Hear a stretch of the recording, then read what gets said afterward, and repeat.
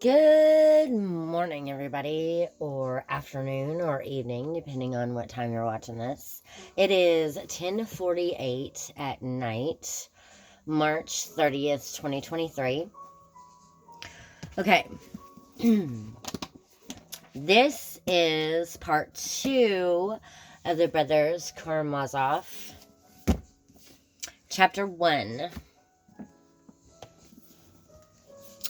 He was married twice and had 3 sons, the eldest, Dmitri Fyodorovich, by his first wife, and the other 2, Ivan and Alexia, by his second. Fyodora Pavlovich, first wife, belonged to a rather wealthy aristocratic family. The Morozovs, also landowners in our district. Precisely how it happened that a girl with a dowry, a beautiful girl too, and moreover one of those pert, intelligent girls not uncommon in this generation, but sometimes also to be found in the last, could have married such a worthless runt as everyone used to call him, I cannot begin to explain.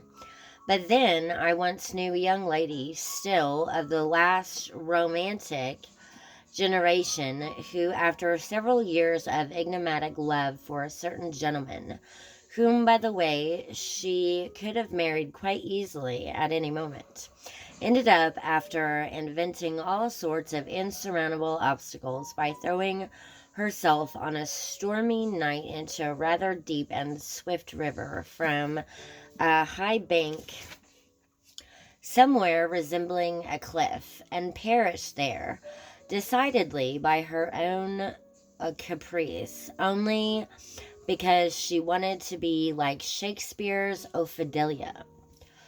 Even then, if the cliff chosen and cherished from long ago had not been so picturesque, if it had been merely a flat prosaic bank, the suicide might not have taken place at all.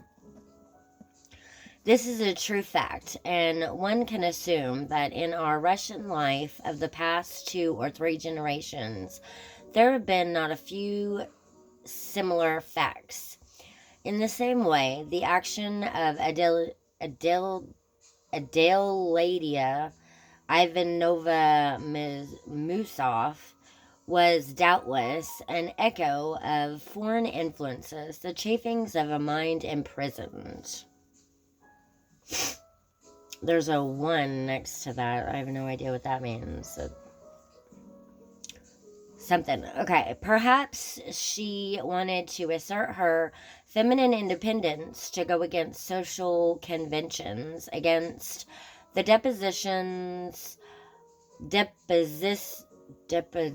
despotism of her relatives and family. And her obliging imagination convinced her, if only briefly, that Fyodor Pavlovich, despite his dignity as a sponger, was still one of the boldest and most sarcastic spirits of that traditional epoch. Transitional to everything better. Whereas he was simply an evil buffoon and nothing more. The affair gained piquancy from elopement. Sorry, excuse me. My nose is running. I better catch it.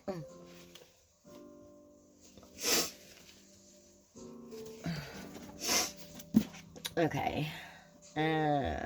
Which strongly appealed to Adelaida Ivanova. As for Fyodor Pavlovich, his social position at the time made him quite ready for any such venture, for his passionately desired to set himself up by whatever means. To squeeze into a good family and get a dowry was tempting indeed. As for mutual love, it seems there never was any, either on the bride's part or on his own, despite the beauty of Adelaida Ivanovna This was perhaps the only case of its kind in Fyodor Pavlovich's life. For he was a great sensualist, all his days, always ready to hang on to any skirt that merely beckoned to him. This one woman alone, sensually speaking, made no particular impression on him. Okay. That's all for this video. Thank you for watching.